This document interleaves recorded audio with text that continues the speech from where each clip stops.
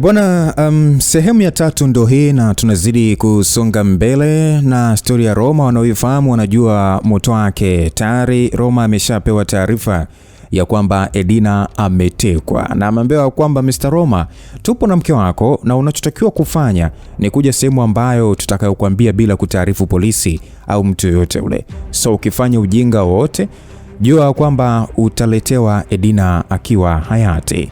Kwa hiyo hapo ndipo tulipoishia msikilizaji, na Roma aliwaambia kwamba sawa, naombeni tu mniambie mko sehemu gani nami nitafika mimi mwenyewe, hakuna haja ya kuhitaji polisi. Kumbuka langu jina ni Lucas Lumbasi, mtayarishaji wa hii story si mwingine ni Singano JR.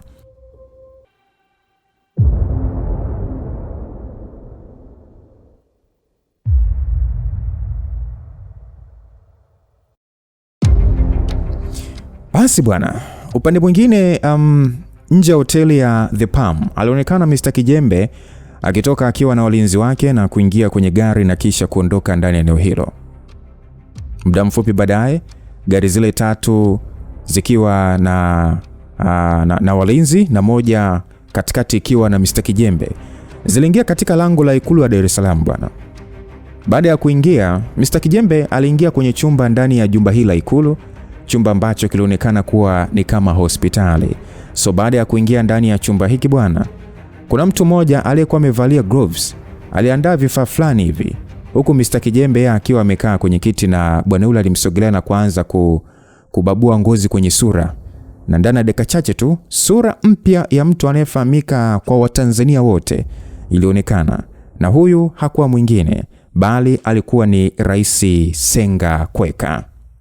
Sasa mheshimiwa akasema ya kwamba Kabwe, hebu naomba nipatie taarifa zinazomhusu Roma sasa hivi na kisha unikute kwenye ofisi yangu. Huyo Kabwe akajibu sawa mheshimiwa. So baada ya mheshimiwa Senga kuingia ndani ya ofisi yake, alionekana kuwa ni mwenye hasira sana. Hakutarajia kama atakuja kudharauliwa na kijana mdogo kama Roma katika maisha yake. Alikuwa ni mwenye hasira sana. Na nadhani utakuwa unakumbuka kuna mzee mmoja alienda kumtongoza binti ambaye huyo binti alimchukua Roma kuigiza kwamba yeye ni mpenzi wake. Kwa hiyo sasa ukute ndio rais mwenyewe. So rais alisema ya kwamba nadhani huyu kijana naona kama anijui vizuri huyu. Yaani yeye ni nani mpaka aharibu mpango wangu? Doris kwangu ndo kila kitu juu ya kutimiza mpango wangu. Alijawazia mzee huyo na kushtuliwa na mlango uliokuwa sasa unagongwa. Na akaingia Kabwe ambaye ni mlinzi mkuu wa kujitegemea wa Rais Senga. Basi rais akamuuliza kwamba umepata nini mapema hivyo? Kuna taarifa gani ambazo umezipata kiasi kwamba unakuja kuripoti mapema hivi? Kabwe ambaye ni mlinzi akasema ya kwamba mheshimiwa, taarifa niliyopata juu ya Roma ni kwamba jina lake kamili anaitwa Roma Ramon. Alifika ndani ya jiji la Dar es Salaam miezi 6 iliyopita. Na ni mhitimu kutoka chuo cha Harvard akichukua masomo ya uongozi wa biashara, na siku chache zilizopita alifunga ndoa na CEO Edina. Rais alishangaa, akamuuliza kwamba yani unamaanisha Edina na Roma ni wanandoa? Wamefunga hiyo ndoa lini? Na mbona hii taarifa sina Kabwe? Kabwe akasema mheshimiwa, mimi nilikuwa naandaa taarifa kwa ajili ya kukupatia, na kilichonichelewesha ni ugumu tu wa taarifa zilizokuwa zikimhusu Roma. Aliongea Kabwe. Sasa rais akasema ya kwamba Kabwe, unatakiwa kuelewa kuwa Edina ni muhimu sana kwangu katika mipango yangu. Umesikia? Ni muhimu sana katika mipango yangu dhidi ya The Don. Na taarifa yote inayomhusu lazima nifikie. Umenielewa? Kabwe akasema sawa mheshimiwa. Basi rais akasema ya kwamba taarifa gani nyingine? Kabwe akasema mheshimiwa, kuna taarifa nyingine kumhusu huyu Roma. Maana siamini kama mtu kama yeye kumoa Edina bila ya kuwa na sababu, lakini pia wakati huo anakuwa na mahusiano na Doris. Rais akasema taarifa nyingine? Kabwe akasema taarifa nyingine mheshimiwa, nimeweza kupita kutoka kwa kampuni ya Vexto, inaonyesha kwamba Roma ana uwezo wa kuzungumza lugha 22. Rais alishangaa akasema nini? Lugha 22? Na mnamuona kabisa ni mtu wa kawaida. Kuna taarifa kubwa inayomhusu huyu mtu. Hebu nataka hiyo aisee. Hii naona ni fake aisee. Hii ya kusomea chuo cha Harvard hapana. Aliongea mheshimiwa Senga huku sasa akiwa ni mwenye kushangaa. Sasa Mheshimiwa Senga akiwa sasa mwenyewe amebaki amebung'aa tu, akasema kwamba huyu mtu aongee lugha 22, yani yeye ni nani? Ana uwezo gani wa kuweza kutambua lugha 22? Basi bwana, mheshimiwa akasema kwamba anaweza kuwa mtu hatari sana kwa Edina huyo. Huenda ni mpango wa The Don Edina kuolewa na huyu Roma. Basi aliwaza hivyo mheshimiwa rais. Rais akasema kwamba Kabwe, hebu fuatilia taarifa za huyu mtu kuanzia wazazi wake na kila kitu kinachomhusu. Anaweza akawa ni hatari sana kwa Edina. Hivyo swala hili linatakiwa kufanyika haraka sana. Kabwe akajibu kwamba sawa mheshimiwa. Lakini vipi kuhusu Doris mheshimiwa? Rais akasema Doris pia ni wa muhimu, lakini kazi hiyo nitampatia Kiga. Lazima nimweke Doris karibu kama ninataka kupata taarifa zote zinazomhusu babake The Don. Basi aliongea rais huku sasa akikaa, kwani muda wote alikuwa akizunguka tu. Basi rais aliwaza, akasema kwamba huyu The Don anajifanya mjanja sana kujificha. Ila asichojua ni kwamba nina taarifa zote na uthibitisho wa Doris kuwa mtoto wake, na kupitia nitampata tu. Hawezi kaniendesha kama gari bovu huku wananchi wakiniita rais. Basi mheshimiwa rais alijikuta akiwa kwenye wakati mgumu sana na kuogopa kwa wakati mmoja. Kuchelewa kwa taarifa ya ndoa ya Edina kumfikia yeye, aliona ni swala ambalo linaweza kumweka Edina matatizoni. Alishangazwa sana na Edina kuolewa na mtu anayeweza kuzungumza lugha 22 bila yeye mwenyewe kujua. Aliona usalama wa taifa walikuwa ni kama hawafanyi kazi yao, kwani hiyo ilikuwa ni taarifa kubwa sana na ilitakiwa kufuatiliwa. Rais akasema ya kwamba hapana, swala hili pia lazima nilifanyie kazi. Licha Vexto kuwa kiini cha mipango yetu, lakini Edina hatakiwi kudhurika hata kidogo. Mkataba wa siri ndio saini baina yangu na mama yake utakuja kunifunga baadaye. Na msikilizaji, Roma aliendesha gari kama kichaa.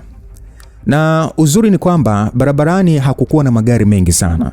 Yeye alitumia kama dakika chache tu kuweza kufika ndani ya kibaa na kukunja kushoto barabara ya vumbi kama vile alikuwa akielekea Bagamoyo, nyuma ya kiwanda cha kuunganisha magari, na akasonga mbele. Alikuja kusimamisha gari yake mita 100 kutoka kilipokuwa kiwanda cha kuunganisha magari, na kisha alisimama sasa akiangalia eneo ambalo watu hao walimuelekeza. Bado hakuwa akiona nyumba yote, hivyo alishindwa kusogea mbele. Baada ya kusimamisha gari sasa kwa dakika kama 10 hivi, simu yake ilianza kuitwa. Simu baada ya kuita, alipopokea akaambiwa kwamba Mr. Roma, tumehakikisha umekuja peke yako. Unaweza kusogea mbele mita kama 400 hivi kutokea ulipo, kisha kunja kulia, utaona nyumba yenye geti jeusi. Simamisha gari yako hapo. Basi Roma bila kujiuliza aliendesha gari, na baada ya kusogea umbali unaotakiwa kama alivyokuwa amepewa maagizo, aliona barabara ya vumbi iliyokuwa ikikunja kulia. Alichukua barabara hiyo na kusimamisha gari mara baada ya kuona sasa ukuta mrefu ambao ulifanya ni kama asiweze kuona ndani ya ukuta huo kuna nini. So baada ya kushuka tu kwenye gari, ni kama walikuwa wanamsubiri, kwa sababu kijana mmoja hivi mwenye koti jeusi aliyevalia kofia ya chepelu alimnyoshia Roma bastola na kumuingiza ndani ya jumba hili. Roma mwenyewe aligundua kuwa hii sio nyumba bali ni godown, kwani ndani hapa kulikuwa kuna magari yale ya kuchimbia barabara yakiwa katika hali ya uchakavu, na baadhi ya mavyuma tu mengi tu ambayo yalikuwa ni kama machakavu hivi. So alimuingiza kwenye jumba ambalo lilikuwa mbele. Upande wa kushoto sasa vijana watatu wakionekana ndani eneo hilo, wa yule waliokuwa na silaha za moto na mmoja aliyekuwa anavuta sigara ndo hakuwa na silaha, lakini alionekana kuwa ndio kiongozi. So Roma alianza kuangalia mmoja kwa hasira, na kisha kauliza Edina yuko wapi? Kuna jamaa mmoja akaambia kwamba wewe fala, tuliza wenge. Aliongea sasa akimsukumia ndani ya chumba, na hapo ndipo alipomuona Edina akiwa amefungwa kwenye kiti. Kitendo cha Edina kumuona Roma ni kama vile hakukitarajia. Roma alimwangalia namna mwanamke huyo alivyokuwa ametawaliwa na machozi usoni na kumuonea huruma, lakini baada ya Roma sasa kugeuka kugeuka ule upande wa pili, aliweza kumuona mtu mwingine, na huyo alikuwa ni baba yake Edina, wote wakiwa wamefungwa. Mbele ya Edina kulikuwa kuna kajisturi tu hivi fulani hivi ambako kalikuwa na makaratasi na kalamu. Huku sasa pembeni kuna jambazi mmoja aliyekuwa amekaa kwenye matofali matatu aliyokuwa amepangwa kwa ustadi sana. Sasa Roma yeye hakuweza kutambua sura hata moja. Alisukumiwa na kwenda kufungwa karibu na babake Edina, na alifungwa miguuni na mikononi kwenye kiti. Na kisha kauliza kwamba mnataka nini kwa Edina? Nishakuja, nifungueni. Sasa baada ya Roma kuuliza hivyo, akajibiwa kwamba tushakwambia tuliza wenge kijana. Wewe hata yani hauna thamani kwetu. Umeitwa hapa kwa ajili ya kufa. Na Edina ameletwa hapa kwa mpango mwingine. Roma hakuelewa kinachoendelea, lakini alikuja kuelewa baada ya kuona bwana mmoja hivi aliyekuwa amekalia tofali alikuwa akimlazimisha Edina kutia saini kwenye makaratasi aliyokuwa yapo mbele yake. Jamaa akamwambia kwamba mrembo, hebu acha kutupotezea muda basi, umesikia? Tia saini hapo muokoe baba yako. Na nitahesabu mpaka 4 maana umetusumbua sana ise. Usipofanya kile tunachokitaka, hii itamhusu baba yako. Aliongea bwana huyu huku sasa akionekana ni hana hasira hata kidogo. Edina alimwangalia baba yake na kisha kugeuza macho kwa Roma na kisha kuziangalia karatasi ambazo zilikuwa mbele yake. Karatasi zilizokuwa zikimtaka kutia saini ili kuruhusu 60% ya hisa za kampuni yake kwenda kwa mtu mwingine. Aise. Akasema ya kwamba hapana, sipo tayari. Nitailinda kampuni hata kwa kifo. Sasa baada ya Edina kujibu hivyo akaambiwa ya kwamba 1, 2, 3, 4. Mlio wa risasi ulisikika, jambo ambalo limfanya sasa Edina afumbe macho, kwani hakuwa tayari kushuhudia baba yake akipigwa risasi. Jambo hili hata kwa Roma mwenyewe lilimshangaza sana.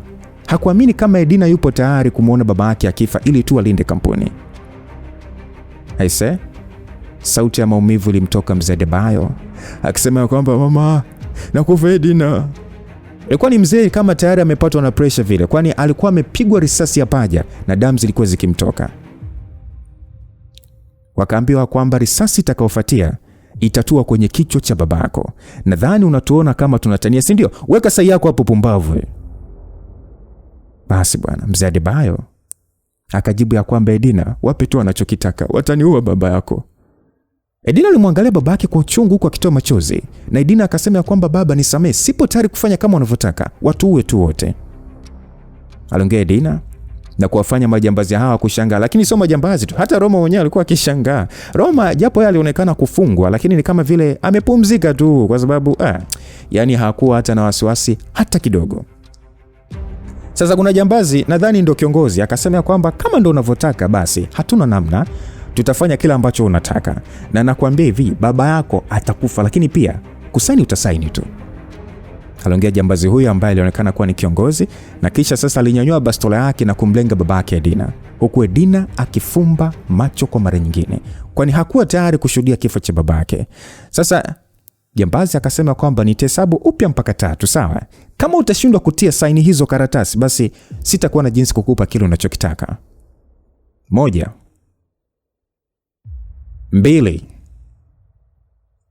3. Msikilizaji, Edina hakutia saini. Na jambazi liliingiza kidole kwenye trigger, lakini Edina alisema stop, nipo tayari kusaini. Nitasaini, ombeni mwacheni babangu. Aliongea Edina na kuwafanya majambazi hao sasa watabasamu, na jambazi lile kiongozi lilimpatia ishara jamaa aliyekuwa karibu na Edina amsogezee karatasi. Edina aliangalia karatasi zile huku sasa akitoa machozi maskini.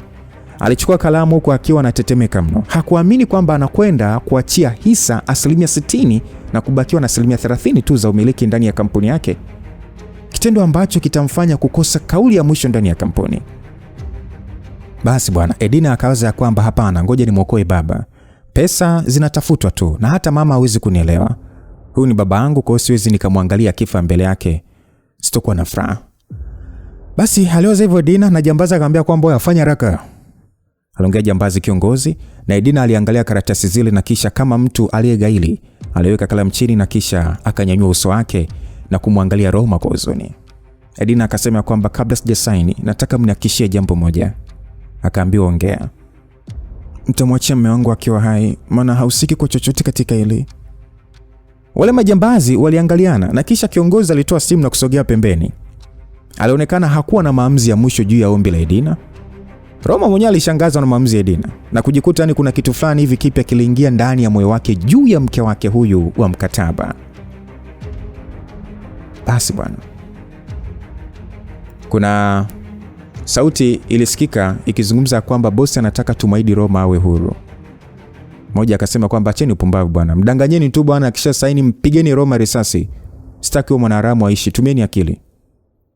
Ilisikika sauti upande wa pili na jamaa akajibu kwamba Sabos. Jambazi kiongozi bwana airudi na kumwambia Edina ya kuwa kwamba wapo tayari kutii ombi lake. Lakini kwa Edina hakuwa mpumbavu, alikuwa anajua kabisa kwamba watu hao watamuua tu Roma kishafanya kile anachokitaka. Sasa wakaambiwa kwamba kama mpo tayari, nataka mumfungue yeye na babangu. Waondoke afu mimi ndipo nitasaini, siwezi kuamini. Edina aliongea hivyo. Na baada ya Edina kusema hivyo sasa, lakini awamu hii kiongozi aliona ngoja afanye maamuzi bila kumshirikisha bosi wake. Alimpa ishara jamaa aliyekuwa ameshikilia bastola afungue miguu ya Roma pamoja na baba yake Edina kisha awatoe nje. Sasa Edina akasema kwamba wakishafika mbali na nikathibitisha kwamba wako mbali nitasaini. Roma, naomba mpeleke baba hospitalini ukitoka. Sawa mke wangu, nitafanya hivyo na asante sana kwa kunipenda mmeo. Roma alijibu hivyo sasa akimkonyeza. Baada ya majambazi kukubaliana na matakwa ya Edina, jambazi mmoja aliyekuwa na bastola alimsindikiza babake Edina pamoja na Roma upande wa nje. So babake Edina alikuwa anavuja damu, japo sio sana, lakini alikuwa akijikaza tu kwa maumivu. Majambazi walikuwa wamebakia sasa baada ya kutoka. Walisubiria simu ya Roma ili sasa iwapigie ili kumthibitishia Edina kama ashafika mbali na yuko salama. Lakini walikuja kushtuka baada ya mwili kutua ndani ya chumba hiki alichokuepo kwa nguvu kiasi kwamba hadi mlio ulitoka. Baada ya wao wote kuangalia kwa makini ndipo walipogundua ni mwili wa mwenzao. Walishtuka akasema Kioba. Aliita jambazi mmoja mkuu huku sasa akihamaki, na ile sasa anainua macho alimuona Roma Ramon akiingia. Tena awamu hii sasa alikuwa akijiamini kiasi kwamba utadhani yeye ndo aliyewaagiza hao vijana. Mwenzao alikuwa tayari ameshakufa, tena kifo chake kilionekana kuwa cha kikatili sana, kwani shingo ilikuwa imelegea sana. Hey, nisikilizeni kwa makini.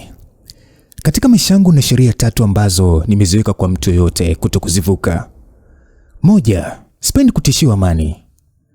2, sipendi watu wanaotumia ngao watu wengine kutimiza mambo yao. Alafu la 3, kwangu neno onyo ni mara moja. Ukirudia ni kifo. Na nyie makosa yote mnayo. Aliongea Roma kwa sauti yake upole kabisa na hakuonekana kuwa na wasiwasi hata kidogo. Afistosha hakuwa na silaha, ila jambazi mmoja alikuwa na silaha. Basi jambazi mmoja akasema kwamba mpige risasi, unasubiri nini? Aliongea jambazi ule kwa pupa, na yule mwingine sasa akainua risasi ili kumpiga Roma. Lakini kufumba na kufumbua macho, Roma tayari alikuwa ameshamfikia, na kilichosikika tulikuwa ni mfupa kuvunjwa. Jamaa alitoa mlio akisema mama nakufa. Mlio wa kuvunjika kwa mfupa wa mkono uliokuwa umeshika bastola ndio uliosikika, lakini Roma hakuishia hapo tu. Alimshika shingo na kichwa na kuzungusha, na mifupa yote ya shingoni ikakatika, huku sasa kichwa kigeukia mgongoni, kitendo ambacho kilimfanya hadi Edina afumbe macho. Kwani alishuhudia Roma akiua kikatili sana, mambo ambayo hakuwahi kuwaza hata yaona live. Jambazi mwingine baada ya kuona sasa mambo sio kama alivyodhania, alikimbilia chuma na kulinyanyua sasa akimtishia nalo Roma. Na kwa Roma wala hata kujali, kwa sababu alizidi kumsogelea huku jambazi hili sasa likianza kutetemeka. Kwani hakuwahi kukutana na aina ya mtu ambaye alikuwa akiua kama anaua kuku, tena kikatili sana kwa namna alivyoshuhudia. So jambazi fulani hivi likaanza likasema kwamba huyu sio mtu, ni shetani, inabidi hapa nipate upenyo ukimbia. Basi jambazi alimrushia Roma lile chuma, lakini sasa Roma lilikwepa, alafu akalidaka na kulivuta kwa nguvu. Kitendo ambacho jambazi alivutwa nalo, kwani alikuwa amelishikilia kwa nguvu. Na baada ya kumsogelea Roma sasa alipigwa teke la mguuni, teke ambalo lilimfanya kuhisi maumivu makali mno na kutoa kelele. Basi Roma akasema kwamba leo utaniambia bosi wako ni nani? Nani aliyekutuma kumteka mke wangu? Aliongea Roma huku sasa macho yake akionekana sio ya kawaida. Hata sauti yake pia sio ile ambayo ilikuwa ikizoeleka. Yaani Roma aliongea kama roboti fulani hivi. Alimshika yule jambazi na kama vile anavunja paja la kuku, alimshika mguu kwenye goti na kulipindisha kiasi ambacho mguu ule ulitoa sauti kubwa ya viungio kupishana na mguu ule ukageukia mbele. Jamaa alipiga kelele za kufa. Roma akamwambia kwamba sema nani kawatuma, la sivyo naendelea na mguu wa pili. Jamaa akasema nasema. Okay, nadhani uanze kuongea sasa.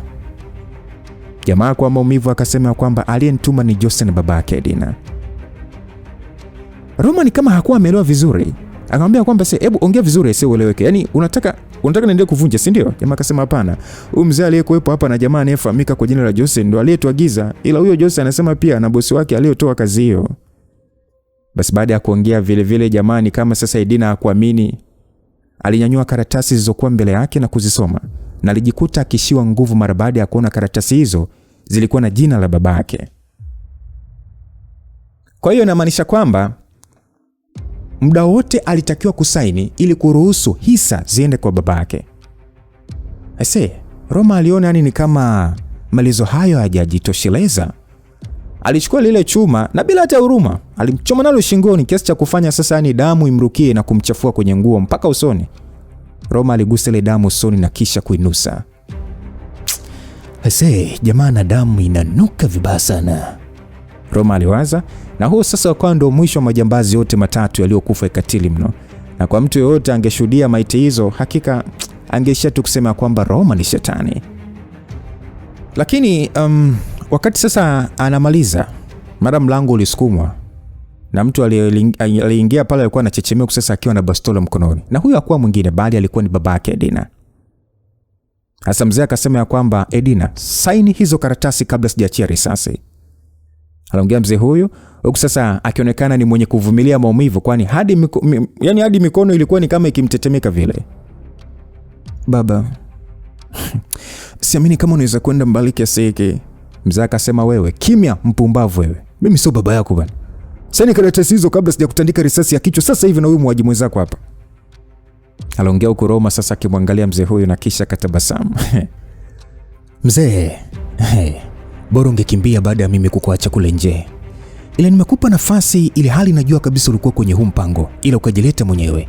Hivyo sina budi ya kukupeleka kuzimu. Aliongea Roma na kumfanya Edina ashangae kuona Roma alikuwa ameshajua kuwa baba yake alikuwa akihusika. Kwanza alishangazwa na uwezo wa Roma na kujiuliza maswali mengi. So baba yake Edina alimwangalia Roma na kisha akaangalia namna Roma alivyoweka mguu wake kwenye kichwa cha jambazi linalovuja damu shingoni na kutikisa yani kama yani alikuwa anatikisika yani kama kuku vile yani bila wasiwasi, kama vile yani kaweka mguu kwenye tofali yani. Mzee huyu alijikuta mwili wake ukipatwa na ubaridi ambao hakuelewa. Alijiuliza, huyu ni mtu binadamu au ni mnyama? Edina akasema ya kwamba baba, naomba uweke usira chini. Nitaacha ili lipite, licha kwamba sitokuja kukusahau. Mzee akasema, tulia Edina. Mmeninyanyasa sana wewe na mama yako kiasi cha kunifanya naonekane mwanaume bwege ndani ya macho ulimwengu. Leo nalipiza maumivu ulionisababishia kwa miaka mingi. Aliongea mzee na hakuwaza tena. Alivuta trigger yake kwa dhumuni la kuua, lakini kabla hajatimiza azma yake alijikuta akipigwa na chuma mikononi na silaha ile ikaenda chini. Kitendo cha kurudi hapa ndani ni kama umejitafutia kifo chako. Aliongea Roma na kumpiga teke sehemu iliyokuwa na jeraha na kumfanya mzee huyu sasa apige yowe. Lakini Roma hakuishia hapo tu. Alimkanyaga kwenye kigoti cha mguu na kusababisha sasa mfupa wa mguu uvunjike. Yote hayo aliyokuwa akifanya hakumwazia kabisa Edina alikuwa kwenye hali gani. Roma alimvunja mzee Adebayo miguu yote. Na hapo ndipo alipomgeukia Edina ambaye muda wote sasa alikuwa kwenye mshtuko kiasi kwamba hakuwa hata yani kwanza ile tu hata kuongea penyewe hakuweza, kwa sababu alikuwa ni kama mtu aliyekuwa amezimia huku anaangalia. Ile Roma tu anamfungua kamba Edina. Edina alizimia pale pale. So baada ya lisali moja, Roma alifika Kigamboni na kumtoa Edina kwenye gari na kuingia naye ndani, huku sasa Biwema akiwa kwenye mshangao. Na hiyo yote ni kwa sababu alimuona Roma akiwa na damu mwili mzima. So Biwema akauliza kwamba nini kimetokea Roma. Aliuliza bibi huyo sasa akionekana ni mwenye wasiwasi.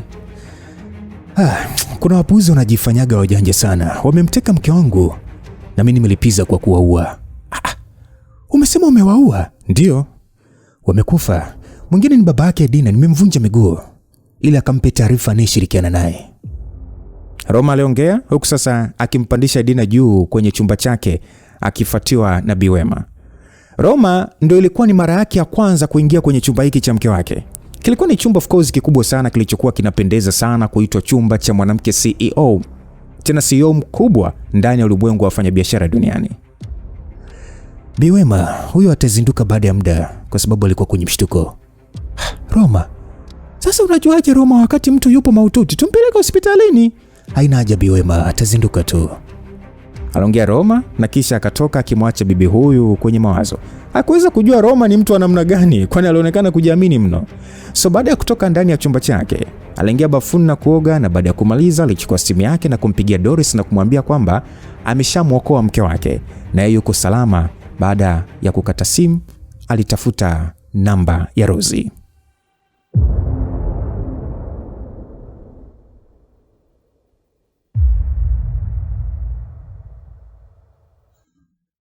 Msikilizaji, ilikuwa ni muda wa usiku by saa 9 kamili ndani ya chumba kikubwa anacholala Mheshimiwa Rais Senga.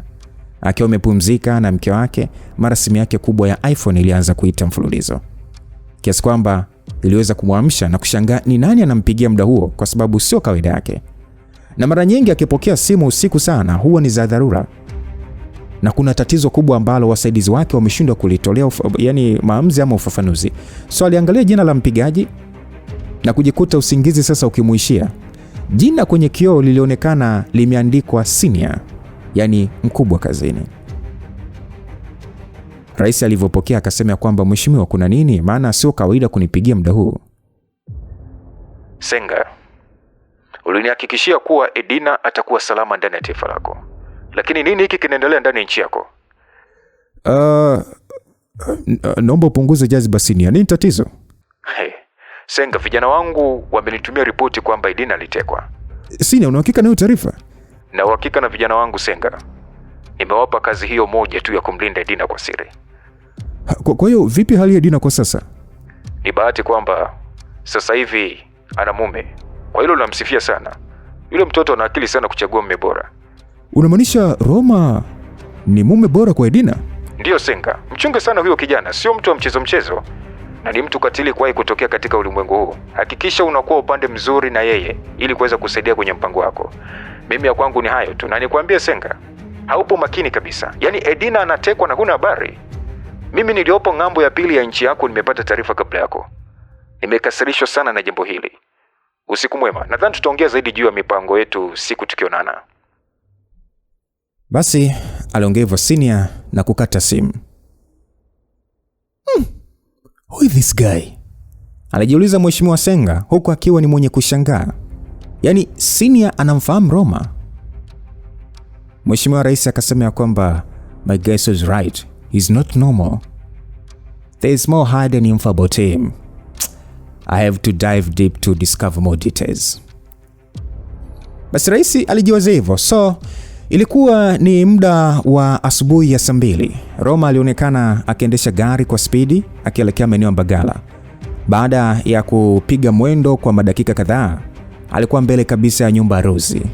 Alipiga honi na mlinzi alifungua na Roma akaingia ndani na kwenda kuegesha gari. Baada ya kutoka, aliingia ndani ya jumba hili ambalo lilikuwa kimya mno kwa sababu Rosie alikuwa akiishi peke yake. Baby karibu. Aliongea Rosie huku akiwa ni mwenye mshangao mkubwa sana kumuona Roma asubuhi. Alihisi kuna tatizo. Asante, nimekuja na mazungumzo na wewe ya muhimu sana. Aliongea Roma na kumfanya Rosie sasa ashangae huku akivua apron na kuiweka kwenye sofa kwa sababu alikuwa jikoni na alionekana alikuwa akiandaa kifungua kinywa. Kuna nini mpenzi? Kuna kilichotokea? Roma alitua chini fulani hivi yenye kidani cha kichwa cha tembo na kumrushia Rosie na akakiokota. Roma. Umetoa wapi Roma? Hiki ni kidani kinachowakilisha kundi langu. Vijana wako jana wamehusika kumteka mke wangu na nimeua wote. Aliongea Roma na kumfanya Rosie ashangae. Usijifanye haujui jambo Rosie. Baby calm down. Yaani mimi sijui chochote juu ya hili swala na mimi sijatoa ruhusa yoyote, labda itakuwa ni Ramso. Kama hujui swala kama hili na mimi hauko makini na kundi lako Rosie, na unafanya mambo kiolela tu kuhatarisha maisha ya jamii. Rosie, sipo radhi kuona mtu yoyote ndani ya familia yangu anaguswa na mtu yoyote ule. Na nipo tayari kuua. Hivyo naomba uweke vijana wako under control. Aliongea Roma na kisha kukaa chini ya sofa. Baby, I'm sorry. Usijali, nimeshakusamehe kipenzi. Ila hakikisha masuala kama haya yajitokeze hususan kwenye familia yangu. Roma aliandaliwa chai na mchepuko wake. Na baada ya kushiba sasa waliagana na yeye akaondoka kusasa akielekea kazini. Baada ya Roma sasa kuondoka, Rosie alijiandaa na kutoka kisha akaelekea ofisini kwake. Rose akasema kwamba Zonga, mpigie simu Ramso sasa hivi afike ofisini kwangu. Zonga akajibu sawa madam. Baada ya madakika kadhaa, Ramso aliingia na alionekana kuwa na wasiwasi sana kwa sababu macho yake alionyesha, huku jasho likiwa linamtoka. Rose macho alikuwa amebadilika, yani hakuwa yule mrembo anayeonekana kuwa mpole, ila huyu alionekana kuwa ni katili ile balaa. Alinuka kwenye kiti chake na kisha alimsogelea Ramso sasa mkononi akiwa na kisu kikali kinachowakawaka kwa kung'aa. Kisu aina ya sime kama zile za Wamasai, huku sasa kikiwa na alama ya tembo katikati. Msikilizaji, ilikuwa ni kitendo cha fasta sana. Ramso alitoa mguno wa maumivu baada ya kuchomwa na lile bisu kwenye paja la mguu wa kulia na damu zilianza kumtoka mfululizo. Hii ndo adhabu yako kwa kufanya mambo bila ruhusa yangu, pumbavu wewe, aliongea Rose na akakikita kile kisu na Ramso akadondoka chini kwa maumivu, huku Rose akifuta damu kwenye kisu chake na kitambaa cheupe na kukitupia kwenye dustbin. Anza kunielezea kuanzia mwanzo, nini kilitokea? Aliongea huku sasa akionekana sio mwenye utani hata kidogo. Sasa jamaa akasema ya kwamba madam, naomba unisamehe, sitarudia tena. Wewe achana msamaha wako akipuzi, umesikia? Nielezee nini kilichotokea mpaka ukaenda kumgusa mke wa Roma. Ramso alielezea kwa wasiwasi namna hali alivyofuatwa na marasta na kutaka atoe vijana kwa kazi alioita maalum kwa malipo makubwa. Sasa Ramso akasema ya kwamba madam, ni tamaa tu ya pesa tu boss, naomba unisamehe. Wewe ole wako lijirudie. Siku nyingine hiki kisu kitangia kwenye koo lako. Pumbavu, unaweza kwenda. Ramso kwa unyenyekevu akasema asante boss kwa kunisamehe. Kuanzia sasa ninakutii.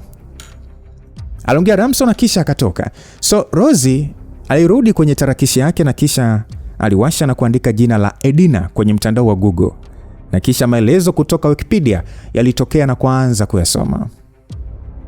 Maelezo yalikuwa yameandikwa hivi: Edina Adebayo, mwanamke wa kwanza kutoka Tanzania na Afrika na kuingia kwenye top 20 ya wanawake matajiri duniani. Anatajwa kuwa mwanamke mwenye ushawishi mkubwa katika medani za kibiashara ndani ya Afrika. Utajiri wa Edina ni dola bilioni 5 za Kimarekani, akishika nafasi ya 10 duniani kama matajiri wenye umri mdogo. Msikilizaji, hayo ndo maneno yaliokuwa yameandikwa kwenye Wikipedia. Rose alisoma taarifa hiyo na kujikuta akivuta pumzi. Ndiyo, alikuwa anafahamu sasa mke ambaye Roma alikuwa amemwoa ni mtu wa aina gani. Aliona hana nafasi ya kuweza kushindana na mrembo kama Edina kwa sababu alikuwa amemzidi kila kitu. Rose akajiwazia akasema, sina ninachomzidi yeye, hapa natakiwa tu kuridhika na nafasi iliyokuwa nayo kwenye maisha ya Roma. Alijiwazia hivyo Rose, huku sasa akimwangalia mrembo Edina. Alikuwa akitazama picha yake kimuonesha kupokea tuzo kama moja ya CEO wanawake waliokuwa wamefanya vizuri katika masuala ya uongozi ndani ya kampuni. Na kisha Rose akasema kwamba nilijua tu Roma sio wa kawaida na ndio maana nimetokea kumpenda. Kwa jinsi alivyoniokoa kutoka kwa wale watu waliotumwa na babangu. Inafikirisha ese mpaka sasa na kutaka kumjua zaidi na zaidi. Sasa msikilizaji, wakati hayo yakiendelea, upande wa hospitali ya Aga Khan katika wodi ambayo ilikuwa ikitumika kuhudumia wagonjwa wenye hadhi ya juu yani VIP, alionekana Abu akiingia ndani ya wodi hii, huku sasa akiwa ametangulizana na wasaidizi wake. Bwana huyu bwana alionekana hakuwa na furaha kidogo katika uso wake. Baada ya kuingia ndani ya wodi aliokuwa sasa amelazwa mzee Adebayo, alimsalimia na kisha alikaa kwenye kiti. Huku sasa mzee huyu akimwangalia kijana huyu kwa wasiwasi. Mzee akasema kwamba Abu, yule mtu ni katili, sijawahi pata ona. Yaani inakuaje binadamu anaua bila kuwa na wasiwasi hata kidogo bwana? Aliongea mzee huyu kwa pupa. Na baada ya kuona sasa huyu mzee anaropoka, aliwaruhusu walinzi wake na wahudumu watoke nje ili kubaki na mzee kwa ajili ya maongezi. Abu akauliza kwamba mzee, nini kimetokea? Mzee akajibu, ni kama unavyoona Abu, yule kijana sio wa mchezo, ni katili na ni muuaji, amenifanya kuwa kilema wa maisha. Aliongea kwa hali ya simanzi. Sasa Abu akasema, hata kama ni mkatili vipi mzee, mimi siwezi kuruhusu aendelee kuwa na Edina ili hali mimi nimefight kwa ajili yake kwa muda mrefu. Hata mimi sijakata tamaa Abu. Lazima yule mwanaharamu nimkamate na kumrudisha. Tamrudishia tu yale unifanyia. Ila nakutadhalisha tu kwamba yule kijana sio wa kawaida. Tunapaswa kuwa makini Abu. Abu baada ya kuona hana la kufanya, aliaga na kuondoka kwa sasa akiwa ni mwenye mawazo. Yaani alikuwa akiwaza namna gani ya kumdhibiti Roma. Hata mwenyewe alikuwa ashajua Roma hakuwa mtu wa kawaida. Yeye mwenyewe alifahamu sana. kwani alikumbuka siku aliyokwidwa na mwanaume huyo na kuning'inia hewani. Alifahamu kabisa Roma sio mtu wa kawaida. So wakati akiwa anatoka, simu yake ilitoa mlio na kuonesha kwamba ilikuwa inaita. Baada ya kuona jina la mpigaji, alisimama na kisha akapokea. Alikuwa ni baba yake. Alisikika tu akisema ya kwamba sawa, nakuja baba. Abu aliongeza mwendo na kisha alitoka ndani ya hospitali, na ndani ya madakika kadhaa alikuwa ndani ya eneo alilokuwa akiishi matajiri pande za Masaki hapo sasa. Baada ya kufika nje ya geti kubwa, alifunguliwa na kisha akigesha gari na kuingia kwenye sebule ambayo ilikuwa ndani ya hili jumba ambalo lilionekana lilikuwa la kifahari sana. So baada ya kuingia, mtu wa kwanza kumuona ni msichana mmoja hivi mrembo sana aliyekuwa amejiachia kiasarasara tu, akiwa na simu yake kubwa tu, akionekana ni mwenye kuchati, akiwa yupo hapo eneo la sebuleni. Abu akasema, "Queen, mzee uko wapi?" Queen akajibu, "Kwenye ofisi yake." Aliongea mwanadada huyu pasipo hata kugeuka.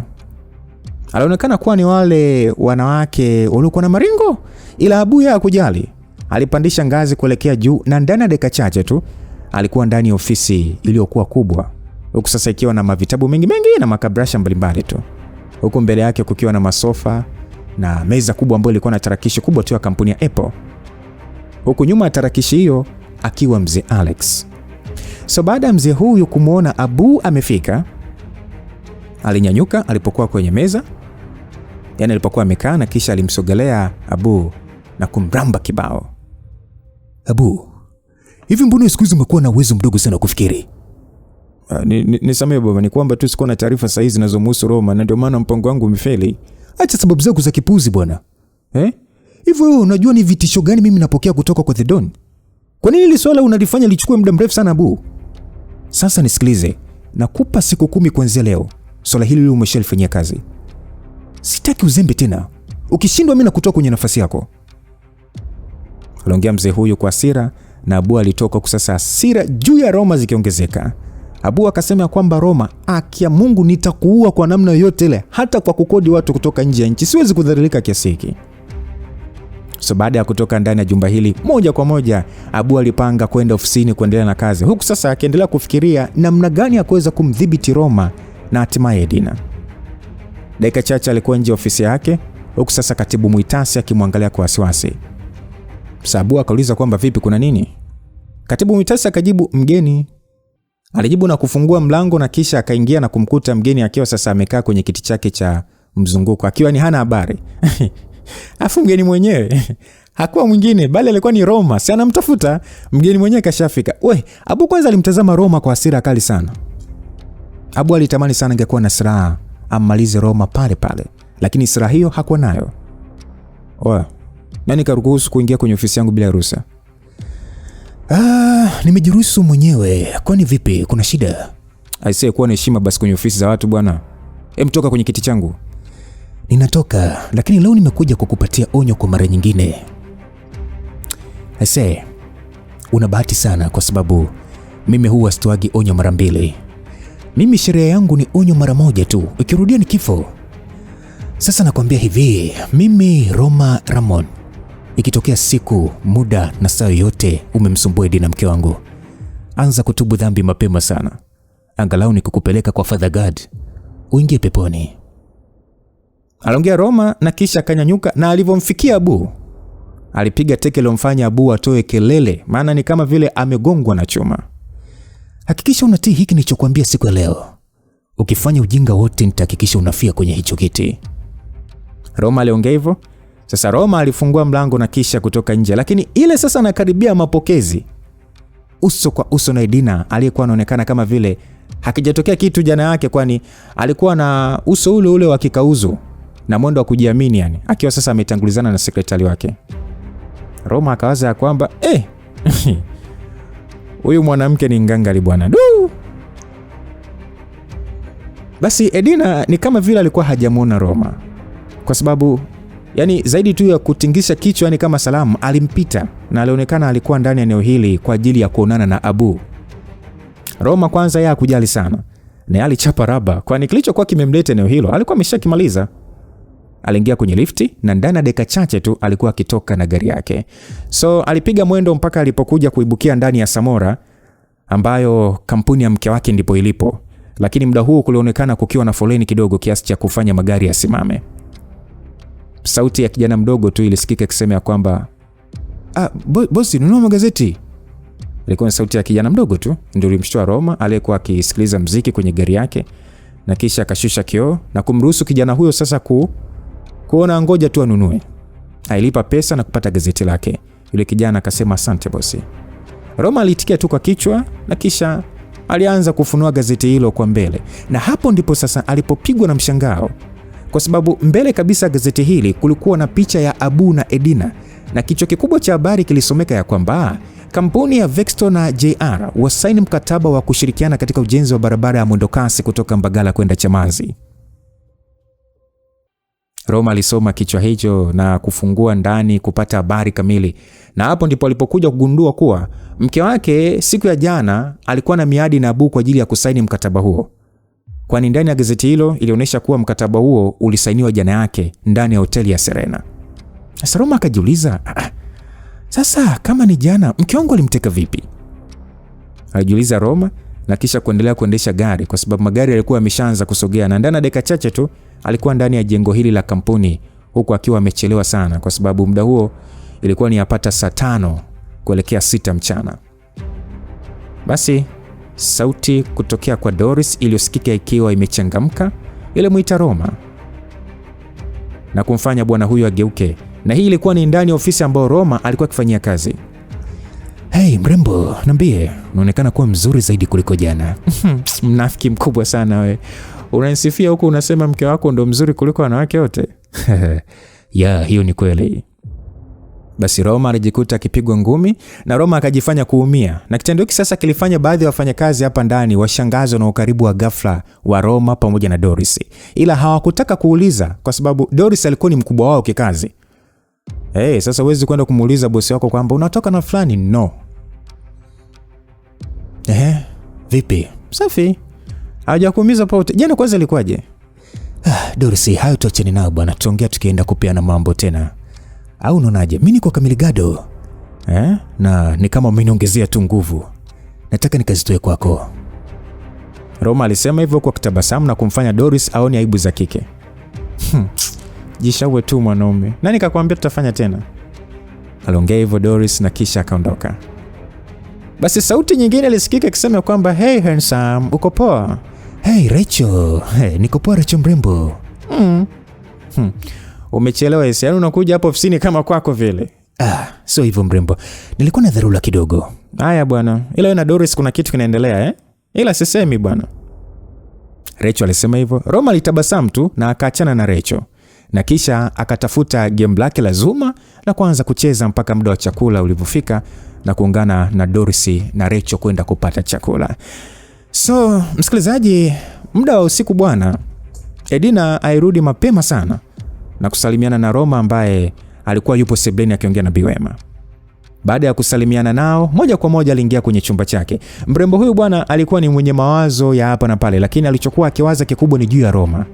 Picha ya matukio yaliyotokea kule Kibaha, hakuwa akiamini kabisa kwamba mtu aliyekuwa amefanya ni Roma, mwanaume ambaye alimdhania kuwa ni mbeba mzigo tu mpaka kufanya maamuzi ya kuolewa naye, huku akiamini kwamba atamfanya mwanaume huyo kuwa bwege, lakini matokeo yake sasa yamekuwa tofauti. Edina kuna vitu vingi sana vilikuwa vikipita kwenye kichwa chake kwa wakati mmoja. Alikuwa akiwaza namna siku alivyoweza kuamka akiwa ndani ya chumba cha Roma, mpaka siku ambayo alikutana kwa mara nyingine ndani ya hoteli kwa ajili ya kumwomba ndoa. Basi Edina akawaza akasema, huyu anaonekana sio mtu wa kawaida kwa muonekano wake. Edina alijiwazia hivyo. So wakati akiendelea kuwaza, mara simu yake iliita. Aliinua na kuangalia jina na kukuta ni jina la mheshimiwa. Alipokea haraka sana na kisha aliweka sikioni. Edina akasema, hello mheshimiwa, habari za jioni. Nzuri sana Edina, unaendeleaje? Naendelea vizuri mheshimiwa. Nafurahi kusikia hivyo Edina. Sasa nimekupigia simu kukuomba wewe pamoja na mume wako kuhudhuria chakula cha jioni Ikulu kwa sababu na mazungumzo pia na wewe. Edina alibabaika. Hakujua kuwa mheshimiwa rais alikuwa akijua kuwa tayari ameshaolewa. Kwanza alishangaa, ila aliona rais ni mtu mwenye kujua mengi sana, hivyo swala lake lilikuwa ni rahisi sana kulifahamu. So Edina hakuwa na neno, akasema kwamba sawa mheshimiwa, sikujua kuwa unafahamu kama nishapata mume. Edina, wewe ni mtu mkubwa sana bwana kwenye taifa hili. Kila unachokifanya lazima nipate taarifa zako, hususan kwa jambo muhimu kama lako. Basi Edina alitabasamu tu na kisha waliagana na mheshimiwa huku akivuta pumzi. So baada ya Edina kukaa kwenye chumba chake cha kujisomea kwa muda, hatimaye ilikuwa ni saa 2 za usiku na alishuka kwa ajili ya chakula cha usiku baada ya kuitwa na Bi Wema. Mezani Roma alikuwepo na alikuwa tayari ashaanza kula, huku Bi Wema sasa akiwa ameacha tabasamu akimwangalia Roma jinsi anavyokula. Ilionyesha alikuwa akifurahishwa na hamu ya kula aliyokuwa nayo Roma. Hey my wife, Bi Wema ni mtaalamu sana, so sidhani kama unamfikia likija swala la mapishi.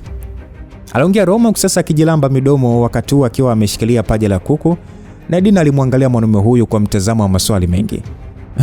Edina alijiwazia akasema kwamba huyu hivi namtambulishaje kwa mheshimiwa kesho? Si ataenda kunitia aibu huyo. Aliwaza Edina huku sasa akianza kupakua chakula chake pasipo kumjibu Roma.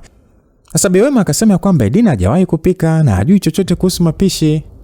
Hey, kwa hiyo Bi Wema unataka kuniambia kwamba nimeoa mke ni kama mke jipu tu? Maana mke ni upishi na mengineyo. Aliongea Roma na kumfanya Edina akereke. Bi Wema akasema Mr. Roma, licha ya kwamba Edina hajui kupika ila yuko vizuri kwenye mambo mengi. Bi Wema, naona ni kama unamsifia sana mke wangu. Hayo mambo mengi anaoyajua ni kama yapi? Ngoja nikwambie kitu kimoja. Edina licha ya kuwa ni mkimya ila ana roho nzuri sana. Lakini pia ni mchapakazi mzuri. Huoni hata kampuni imekuwa kubwa baada ya kupewa uongozi wa juu? Bi Wema, sawa bwana, lakini hilo swala halihusiani na yeye kuwa mke akiwa nyumbani. Ndiyo, mimi naelewa sana. Lakini mimi naamini atajifunza kwa sababu ameshakuwa mke. Bi Wema, mimi sitojifunza bwana. Kwanza mimi sina mpango wa kumpikia mwanaume anayekula kama mbuzi. Aliongea Edina kwa hali ya ukereka. Ila kwa Roma ni kama hajamsikia kwa sababu alivuta bakuli na kuongeza wali kwenye sahani yake. Bi Wema akasema usiseme hivyo Edina, Roma ni mume wako. Edina hakutaka kuongezea. Hakutaka kuongeza neno lolote, aliendelea kula tu. So baada ya Roma kumaliza kula, alipandisha ngazi kuelekea juu huku sasa akiwaacha wanawake watoe vyombo. Baada tu ya kuingia kwenye chumba chake, alibadilisha mavazi na kuchukua ufunguo na kushuka chini. Mke wangu, natoka mara moja kidogo. Aliongea Roma na kuanza kupiga hatua kuelekea mlangoni. Kesho jioni kuna mahali tunatakiwa kwenda pamoja, so jiandae. Aliongea Edina na Roma aligeuka na kisha kutabasamu. Okay my wife, usiku mwema. Aliongea Roma na Edina yeye hakujali kwani alipandisha ngazi kupanda juu chumbani kwake huku sasa Bi Wema akiwa anamwangalia. Sasa Roma kama kawaida yake alikuwa akiwaza kutafuta kitumbua cha kupunguza kichupo siku. Kwanza alianza kumfikiria Rose, lakini wazo hilo alitupilia mbali. Aliendelea kumfikiria Doris na kuona hapana, wazo hilo pia sio zuri. Roma akasema ngoja niende pale New Africa Hotel pale sikosi wa rembo. Alijiwazia Roma wakati sasa akiwa anapita daraja la Kigamboni. Dakika chache mbele alikuwa akiegesha gari yake mahali ambapo ni sehemu maalum ndani ya hoteli hii kubwa kwa jiji la Dar, na kisha sasa alishuka na kuingia ndani na moja kwa moja alienda sehemu ya bar iliyokuwa ndani ya hoteli hii. Baada ya kuingia ndani ya hile eneo, kwanza kabisa alitabasamu baada ya kuona ni sehemu iliyochangamka. Lakini jambo ambalo lilimfanya kujisikia vibaya ni kwamba ndani ya hile eneo lilokuwa ilionekana kuwa na kama na watu ambao walikuwa ni wamekaa wawili au zaidi. Kuna waliokuwa na wachumba zao, lakini pia kuna waliokuwa wakipiga story wakiwa jinsia moja. Roma aliangaza upande wa kulia, kushoto na alijikuta akivutiwa na upande wa kushoto baada ya kumuona mwanamke mmoja hivi ambaye alionekana kuwa peke yake. Roma alipiga hatua kuelekea upande ule na kumfikia yule mwanamke na alikiri ni mrembo mara baada ya kumuona kwa karibu. So mwanamke huyu hakuonekana kuwa mkubwa sana kimakadirio. Roma alimuona kuwa na kama miaka tu sio zidi 30. Alikuwa amevalia gauni refu la maua, ilikuwa ni la rangi ya njano hivi na nyeupe, huku sasa akiwa amefunga mkanda mkubwa kwenye kiuno. Alikuwa na nywele ambazo zilikuwa ni kama amenyoa na zikawa fupi kiasi, huku sasa zikiwa zimepakwa rangi nyeusi na kuonesha mawimbi na kufanya kuzidi kumfanya mwanamke huyu sasa aonekane mrembo zaidi. Hey, niambie mrembo, vipi uko peke yako? Aliuliza Roma kabla kuketi. Na mwanamke huyu alimwangalia kwa macho yake makubwa ya gorori bwana. Wakati haya yakiendelea, baadhi ya watu walikuwa wakimwangalia Roma. Ni kama vile walionekana walikuwa wakimfahamu huyu mwanamke. Lakini kwa Roma hakujali zaidi. Kwanza mwanamke aliyekuwa mbele yake hakuwahi kumuona na pia alikuwa ni mrembo. Sasa huyo mwanamke akajibu, niko peke yangu, naweza kukaa tu. Aliongea mwanamke kwa sauti fulani hivi ya kupendeza na kumfanya Roma tabasamu. Wewe inakuaje yani mwanamke mrembo kama unakaa peke yako? Nimejisikia tu leo sihitaji company kwa sababu nina mengi ya kufikiria. Aliongea huku sasa akinyanyua glasi yake iliyojaa wine, tena wine ya gharama ya juu kabisa iliyokuwa na jina la Ebru. Sasa Roma alitabasamu huku akiangalia chupa ya wine. Hiyo ni moja ya wine ya bei ghali sana duniani. Imetengenezwa na David Ebru. Aliongea Roma na kumfanya mrembo huyu amwangalie na kisha katabasamu. Umepatia, inaonekana ni mpenzi wa hii wine Paka unamjua mtengenezaji? Ndio, ni moja ya wine ninazopenda sana. Aliongea Roma na akaja sa mhudumu kwa ajili ya kuchukua aina ya kinywaji atakachotumia.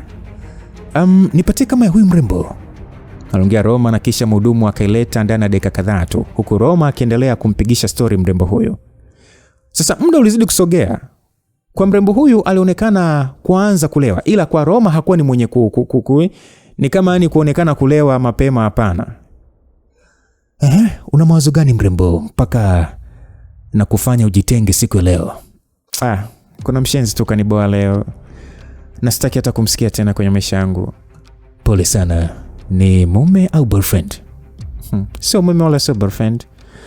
Sijui hata nimweke vipi, ila amenikera sana leo. Basi itakuwa ni mchepuko Vipi, unaonaje tukichukua chumba mrembo? Nikakusaulisha yote ya dunia. Utaweza kunisaulisha kweli? Unaonekana mdogo mno. Roma hakutaka kuongea zaidi. Aliona hapa ni vitendo pekee ambavyo vingefanya kazi. Sasa alichokifanya ni kumwambia huyo mwanamke kwamba anyanyuke amfuate. Na mwanamke huyo alimwangalia Roma na kisha akanyanyuka kivivu tu na kumshikilia Roma kilevi. Na wakatoka ndani ya hilo eneo, huku sasa Roma akiacha hela zilizokuwa kwa mfumo wa dola na kuondoka. Masaa machache mbele, mwanamke yule mrembo alionekana kutoa maneno ya kila aina yasiokuwa yanaeleweka na yale ambayo hayakuwa katika mpangilio mzuri. Huyu mwanamke alionekana alikuwa kwenye ulimwengu mwingine kabisa. Mwanamke alisema, naomba tupumzike, sio mwanaume, utaniua. Aliongea yule mwanamke na Roma hakutaka kusikiliza zaidi, kwani alikusanya miguu ya mwanamke huyu na kuiweka kichwani na kuendelea kusakata rumba. Mama! Ndani ya lisali 1.5 alitua mzigo na kulala pembeni huku akihema. Sasa upande wa yule mwanamke, yeye alionekana kumwangalia Roma pasipo kumaliza, kwa sababu magoli aliofunga usiku huo hayakuwa na idadi. Alikumbuka vyema muda ambao walianza kufanya tendo hilo ni zaidi ya masaa 2. Huyu mwanamke akasema ya kwamba sijawahi kukutana na mwanaume anayeweza kunipelekea moto muda mrefu kama huyo. Aliongea mwanamke na akapitiwa na usingizi. So asubuhi kulivyokucha bwana, huyu mwanamke aliangalia pembeni na kujikuta akiwa peke yake na Roma hata kuepo. Wakati akiendelea kuwaza yaliyotokea usiku, simu yake ilianza kuita mfululizo. Aliangalia jina na kisha akapokea na kuuliza kwamba Grace, kuna nini? Sasa Grace alipiga simu akasema kwamba mheshimiwa, angalia mtandaoni kuna habari zako. Ilikuwa ni sauti ya wasiwasi ya upande wa pili ikiongea. Sasa huyu mwanamke mrembo akiwa sasa hana hata nguo, aliangalia Instagram na kuangalia kuna nini mtandaoni. Alikutana na taarifa inayosomeka ya kwamba mbunge na naibu waziri wa sanaa na michezo Neema Luwazo aonekana na mwanaume kwa mara ya kwanza wa kila bata. Msikilizaji, hicho ndio kichwa kilichokuwa kikiambatana na mapicha tu. Picha ya kwanza ilikuwa ni ya Roma, japo hakuonekana vizuri, ila kwa mtu anayemjua Roma angejua ni Roma. Na picha ya pili ilikuwa ni ya mrembo huyu Neema Luwazo, ambaye ni naibu waziri wa sanaa na michezo.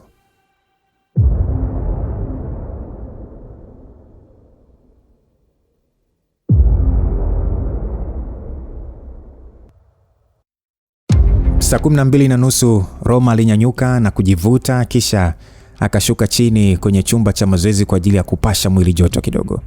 Wakati akiendelea kuchukua mazoezi, alikuwa akikumbuka vyema usiku wa jana alivyomalizana na yule mwanamke ambaye hakuwa hata kimjua. Hata jina lake hakulifahamu, zaidi tu ya kupinduana. Sasa Roma akawaza kwamba nadhani hatutaonana naye tena. Basi saa 1 kamili Roma alikuwa shamaliza kila kitu na alikuwa mezani akinywa chai pamoja na Edina kwa ajili ya kuelekea kazini. Wife, mbona unaniangalia hivyo? Hivi Roma, tokea uanze kazi umefanya nini ndani ya kampuni? Mimi sina nilichofanya zaidi tu ya kucheza game mke wangu. Sijui cha kufanya, kama vipi nipatie kazi hata ulinzi tu. Hiyo nadhani itanifaa kuliko kukaa kwenye meza. Edina alishangaa ila hakuongea kitu. Aliendelea kunywa chai na alimaliza wa kwanza na kisha akamwacha Roma. Usisahau leo kuna sehemu tunatakiwa kwenda. Nitamwagiza Susan akuletee nguo za kuvaa. Aliongea Edina na kumfanya Roma ashangae. Mke wangu, nguo sinazo, kwani kuna lazima gani wa nguo zingine? Wewe fanya kama nilivyokuambia, acha maswali mengi. Edina hakutaka kuongea zaidi. Kwa hiyo alimwaga Bi Wema na kisha ndani ya sekunde chache Roma alisikia mungurumo wa gari ukipotelea nje ya geti. Roma naye sasa baada ya kumaliza kunywa chai alitoka na kuingia kwenye gari yake kuelekea kazini.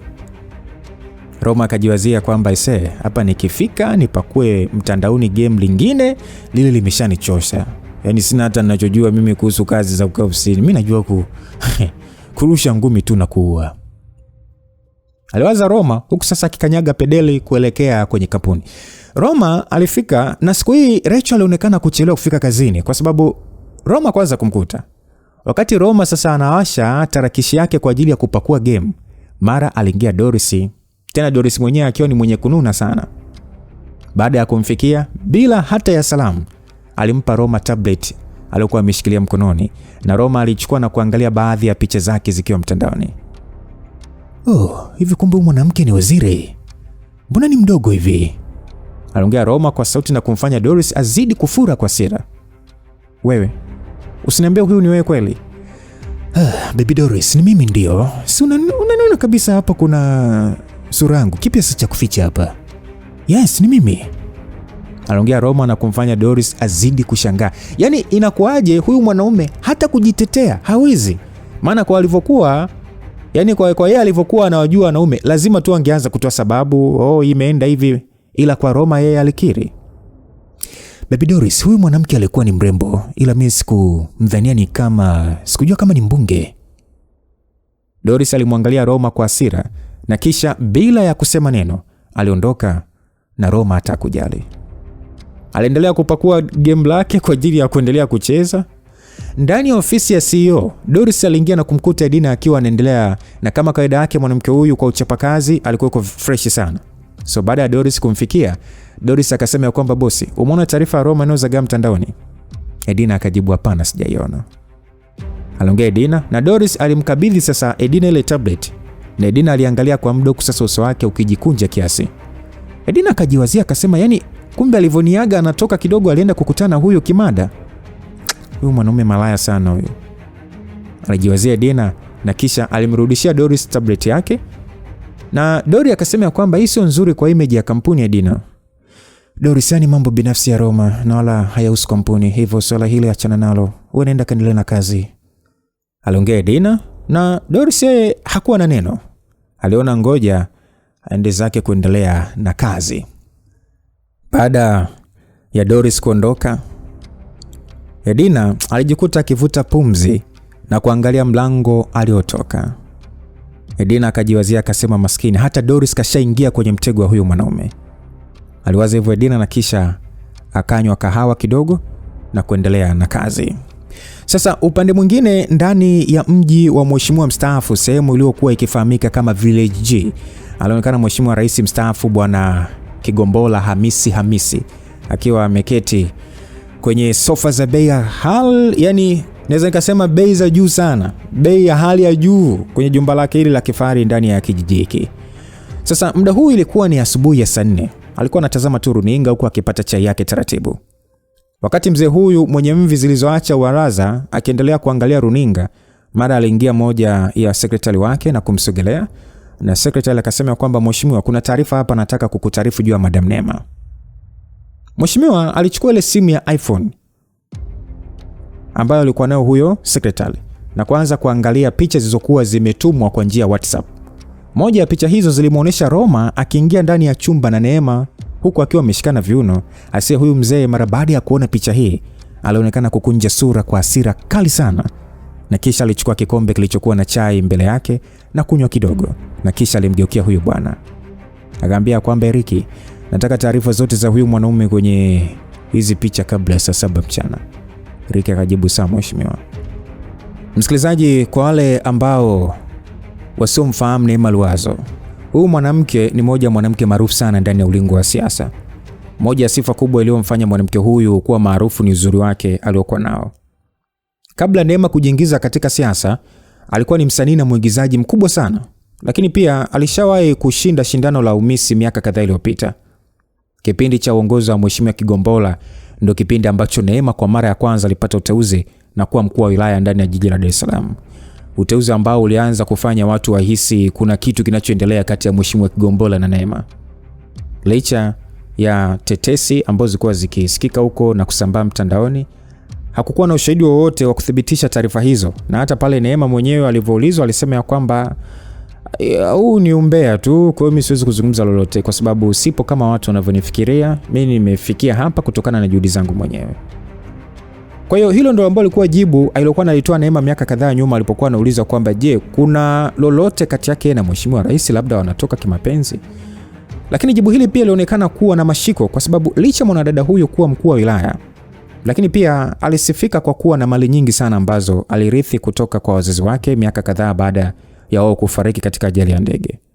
Utajiri wa Neema ulikuwa ni kiasi cha dola za Kimarekani milioni 570 wakati akiwa anarithi mali zote za wazazi wake kama mtoto wa kipekee aliyeachwa duniani. So baada ya miaka kadhaa ya kufanya kazi, Neema alizidi kujizolea umaarufu mwingi sana kutokana na uchapakazi wake. Lakini pia uzuri wake uliopitiliza, lakini pia utajiri aliokuwa nao ambao ulizidi kuongezeka miaka hadi miaka. Katika kipindi chote hicho cha kuwa mkuu wa wilaya, Neema hakuwahi kuhusishwa na mwanamume yoyote ule kutoka naye kimapenzi, jambo ambalo lilifanya sasa mashilawadu wengi kila siku kuandika makisio yao ya hapa na pale. Lakini tetesi hizo zilikuja kukoma mara baada ya Neema kubeba ujauzito, na pale alipohojiwa juu ya baba wa mtoto ndipo alipoweka wazi kuwa baba wa mtoto ni Mheshimiwa Kigombola, na kipindi sasa Mheshimiwa Kigombola alikuwa kwenye muhula wa mwisho wa uongozi wake. So kuanzia hapo ndipo ilipofahamika rasmi kuwa Neema ni chombo ya boss, chombo ya wakubwa, na watu wengi walijiweka mbali na mwanamke huyo. Hakuna mtu aliyeweza kumsogelea na kumtongoza Neema, jambo ambalo lilimfanya mwanamke huyo kuwa mpweke kwa sababu wengi walikuwa wanajua kwamba anatoka na watu ambao ni wakubwa. So baada ya uongozi wa Senga, Neema ndipo alipopata ubunge wa viti maalum na kuteuliwa kuwa naibu waziri wa sanaa na michezo. Kipindi hiki mtoto wa Neema wa kike afahamike kwa jina maarufu la Donyi alikuwa na miaka kama 4 hivi tayari. So upande wa Mheshimiwa Kigombola, yeye alikuwa amekufa na kuoza juu ya Neema. Yaani alikuwa haambiwi chochote kuhusu Neema, kwamba eti yeye sija anatoka kimapenzi. No, alikuwa amekufa ameoza. Yeye alikuwa ameweka watu ambao walikuwa wakimchunguza mienendo yake kwa siri sana. Upande wa Neema, licha ya kuzana Mheshimiwa Rais, hakuwa na mapenzi yote kwake. Na kuna tukio ambalo lilimtokea Neema na kumfanya aombe msaada wa mheshimiwa, na hapo ndipo sasa ulipoanza mwanzo wa kulala na mheshimiwa mpaka kupata mtoto. Donyi na alimchukulia yani Kigombola ni kama tu yani ni stepping stone kwenye career yake ya kisiasa. Sasa hii ndio maana siku Roma wakati anamsogelea Neema, watu wengi walikuwa wakimshangaa. Yaani ametolewa hapo ujasiri wa kutokuogopa kuonekana na chakula ya wakubwa. Ila kwa upande wa Roma, yeye hakuwa akimjua kabisa Neema kwa sababu hakuwahi kukaa na kuanza kufuatilia siasa za taifa la Tanzania. So ilikuwa ni time ya saa 12:30 za jioni. Roma alionekana kupendeza sana kwa suti nyeusi tena ya bei ghali. Suti ambayo ilikuwa imechangamshwa na tai, huku chini akiwa na kiatu kikali sana. Hakika ungemuona Roma usingemdhania ni yule wa siku kadhaa zilizopita aliyekuwa akibeba mizigo. Dakika chache mbele za Roma kusubiri yani kusubiria upande wa chini ya eneo hili la sebule akiwa sasa na Biwema, mara hatua za viatu zilisikika zikishuka kutoka juu, na hapo ndipo Roma alipogeuza macho yake na kumuona mwanamke mrembo kama malaika akishuka. Huyu hakuwa mwingine bali alikuwa ni mrembo Edina. Edina alikuwa akivutia haswa. Muonekano wa mavazi yake jioni hii ulimfanya Roma kupagawa ese. Bwana huyu alikuwa ameona wanawake warembo, ila kwa Edina alikiri alikuwa na mke mzuri. Alikiri ni mzuri tena zaidi ya mzuri. Kila kiungo cha mwanamke huyu katika mwili wake kilikuwa kimepangwa kimpangilio ili kuleta radha. Edina alikuwa amevalia kigauni fulani hivi cheupe cha kampuni yake kilichokuwa na shingo ndefu na kumwacha shingo yake sasa yani kama ya Kinyarwanda vile ikiwa wazi na kumfanya apendezeshwe zaidi na mkufu wa madini ya almasi uliokuwa ukimeremeta shingoni kuonekana vyema. Kigauni hiki kilikuwa sio kirefu sana na kumfanya sasa miguu yake ya bia iliyonona vizuri na kuwa na michirizi fulani hivi kuweza kuonekana vyema. Kilichomfanya Dina kuzidi kuwa mzuri ni rangi ya sura yake. Aisee, ilionekana sio nyeupe wala sio nyeusi. Alikuwa na karangi fulani hivi amazing kiasi kwamba ukimwangalia baba yake na mama yake Dina kwenye picha ungejiuliza ilikuwaje wakawa na mtoto wa aina hiyo. Maana mzee Adebayo alikuwa ni mbaya wa sura. Roma akajiwazia akasema this is God masterpiece of creation which he ever did. Aliwaza Roma huku akitabasamu na kumeza mate kwa wakati mmoja akiwa anamwangalia mke wake. Mke wangu, wewe ni mzuri sana mpaka nayaonea wivu macho yangu. Aliongea Roma na kumfanya Biwema agune na kutabasamu. Na kwa Edina alionyesha hali ya aibu kwa sababu macho ya Roma yalikuwa akimtazama sana kwa matamanio. Edina akasema twende tunachelewa. Aliongea Edina na kisha Roma alitangulia mbele kuelekea kwenye magari na kutoa V8 nyeusi ya bei ghali na kuisogeza mpaka katikati ya jumba hili na kisha sasa akatoka na kumfungulia Edina mlango. Basi Roma aliwaza ya kwamba kuitwa mume wa Edina ni heshima tosha hata kama haonekani kuwa na mpango wa kumpatia kitumboa. So wakati Roma anatoa gari kwenye geti, kuna hisia fulani hivi zilimfanya aangalie nyuma kwenye kioo. Kwa sababu alihisi kuna gari ambayo ilikuwa ikiwafuatilia. Hakujua ni watu gani, ila hakutaka kujali sana kwa sababu alijiamini mno. Sasa Edina akasema kwamba nimeona ile habari kwenye gazeti Roma. Na nikutadharisha tu, naomba uachane na yule mwanamke atakuingiza kwenye matatizo. Aliongea Edina wakati sasa wakiwa wanakaribia ndani ya lango kuu la ikulu. Huku sasa mdau akisubiri waweze kufunguliwa mlango. Hilo lisikupe shida mke wangu. Edina akaongea zaidi mpaka wanaegesha gari na kushuka chini. Huku sasa wa kwanza kutoka ni Roma na akakimbilia upande wa kushoto na kumfungulia Edina mlango. Kusasa Edina akiweka tabasamu bandia mbele ya watu waliokuwa ndani ya eneo hilo wakiwa wapo kwa ajili ya kuwapokea. Basi Edina akasema kwamba Fatuma, hebu kutana na mume wangu anaitwa Roma. Roma, huyu ni katibu mwitasi wa ikulu. Anafahamika kwa jina la Fatuma Adnan. Aliongea Edina kwa tabasamu akimtambulisha Roma mbele ya Fatuma ambaye alikuwa yupo eneo hilo kwa ajili ya kuwapokea. Fatuma alikuwa ni mwanamke ambaye kwa haraka umri wake haukuwa mkubwa sana. Ni kati ya miaka 30 hivi kupanda, lakini alionekana kuwa na cheo kikubwa ikulu. Nafurahi kufahamiana na wewe Fatuma. Aliongea Roma na kisha walitangulizana na Fatuma kuelekea sehemu maalum ndani ya eneo hili la ikulu. Upande wa Roma, hii ilikuwa ni mara yake ya kwanza kuingia ndani ya eneo hili la ikulu. Lakini alionekana ni kama mtu ambaye alikuwa ni mzoefu kwa sababu hakuonesha uoga wa aina yote ile. Na hata walivyokuwa njiani pale alipoambiwa kuwa safari hiyo ni ya kwenda ikulu. Yaani ni swala ambalo hata alikumshangaza sana kwa sababu aliamini mke wake ni mtu mkubwa. Hivyo swala la kawaida, yani swala la kuambiwa kwamba yeye aende ikulu ni kawaida sana. Basi wafanyakazi wa hii ikulu walionekana kuwa katika kazi zao huku ulinzi ukiwa umeimarishwa kila kona. Jambo ambalo kwa Roma lilimfurahisha sana. Angalau anajitahidi licha mapungufu mengi aliyopo. Aliongea Roma baada ya kuonekana kukagua eneo hilo pamoja na ulinzi wote. Basi chakula cha usiku kiliandaliwa baina ya familia ya Mheshimiwa Rais pamoja na mwaliko huo. Yani ulikuwa ni mwaliko kama wa kifamilia, ni kama haukuwa kikazi vile. Yani ulikuwa ni kama wa kifamilia. Kwani hata waandishi wa habari wenyewe hawakuepo. Swala ambalo pia lilimshangaza Roma kuona mke wake kuwa na ukaribu sana na familia ya Mheshimiwa Rais. Asa mwanamke mmoja mrembo sana wa makamo alisema kwamba Edina, karibu sana mwanangu. Basi Edina baada ya kukaribishwa na huyo mke wa rais, Edina akasema asante mama. Basi Edina akaambiwa kwamba huyu ni mume wako Edina. Jamani, una tabia mbaya Edina. Yaani umefunga ndoa hata kuniambia mama yako hamna. Nisamehe sana mama, ila ukweli swala hili lilitokea ghafla sana na ni makubaliano yangu na mume wangu. Tumefunga ndoa lakini hata sherehe hatujafanya. Baada ya Edina kusema hivyo, mama akasema sawa, nimekuelewa Edina, wala hata usijisikie vibaya. Mr. Roma, karibu sana. Edina ni kama mwanangu, maana mama yake alikuwa ni rafiki yangu sana. Tulisoma wote. Aliongea mama huyu kwa ukarimu, tena wa hali ya juu sana na kumfanya Roma tabasamu. Nashukuru sana kwa kunikaribisha kwa ukarimu. Sasa Edina, twendeni, tulikuwa tunasubiri nyie tu mfike. Aliongea mama huyu na kisha aliongoza njia na kuingia kwenye chumba kilichokuwa kushoto, kilichokuwa kimetenganishwa na mlango mkubwa.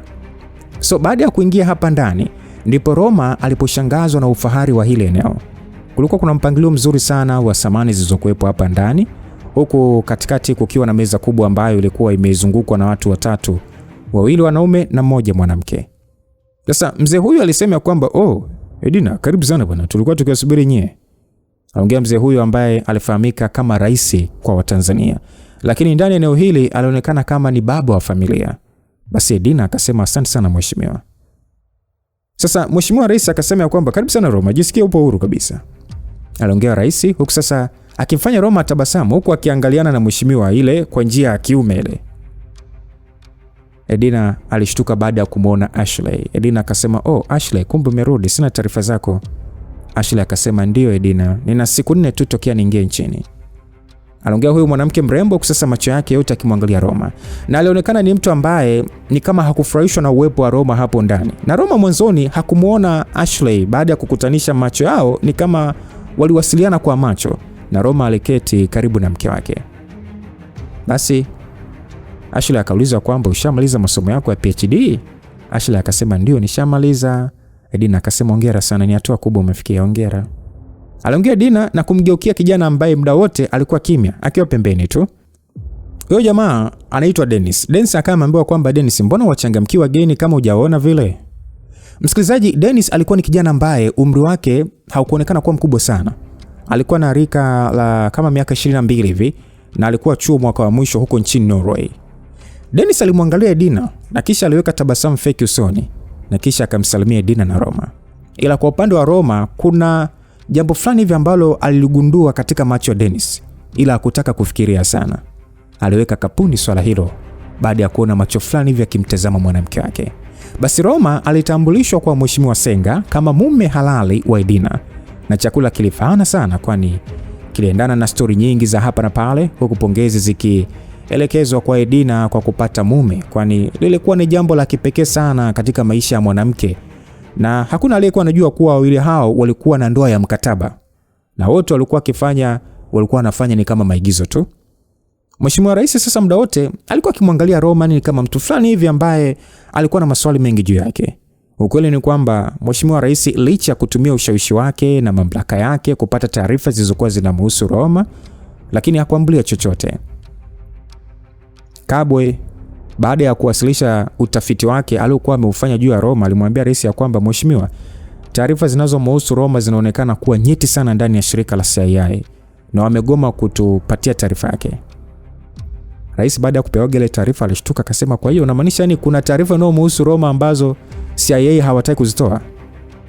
Basi Kabwe akajibu ya kwamba ndio mheshimiwa, taarifa hizi hazitakiwi kutoka. Tumejitahidi sana kuwaomba, kuwabembeleza, lakini wamekataa kuzitoa taarifa zake. Aliongea Kabwe na kumfanya mheshimiwa ashangae zaidi na kuzidi kujiuliza maswali ya kwamba Roma ni nani kiasi cha taarifa zake kufichwa na CIA. So baada ya kuona swala lake limegonga mwamba, aliona njia pekee ni kumkaribisha Edina Ikulu kwenye chakula cha jioni ili aweze kuonana na Roma, aweze kumfahamu hata kwa kumwangalia tu, kwa sababu taarifa alizoletewa na sekretari wake kwamba ni mtu ambaye taarifa zake hata CIA hawataki mtu yote azijue. Ukweli licha ya Senga kumkaribisha Roma Ikulu, lakini alikuwa akikumbuka vyema kwa kitendo cha Roma kumuita babu. Alikuwa anakumbuka sana. Hivyo hakuwa akimpenda kwa dhati. Baada ya chakula sasa, mheshimiwa alimuita Edina kwenye ofisi yake kwa maongezi zaidi, akimwacha Roma akiongea na wanafamilia. Edina mara baada ya kufika kwenye ofisi ya mheshimiwa, aliingiza mkono kwenye mfuko wa suruali yake, yani Senga sasa huyo mheshimiwa Senga aliingiza mkono kwenye mfuko wa suruali yake na kisha alitoa flash na kumkabidhi Edina. Edina alishangaa akasema kwamba hii inahusu nini mheshimiwa? Wewe ukifika nyumbani chukua muda wako kuangalia kilichomo humo ndani. Kila kitu kinajielezea. Ni wakati wako wa kujua swala hili. Aliongea mheshimiwa na kumfanya Edina ashangae, lakini hakuanza kujiuliza maswali mengi. Alichukua na kuiweka kwenye mkoba wake. Sasa mheshimiwa akamuuliza Edina kwamba umekutana vipi na Roma mpaka kufikia hatua kufunga ndoa?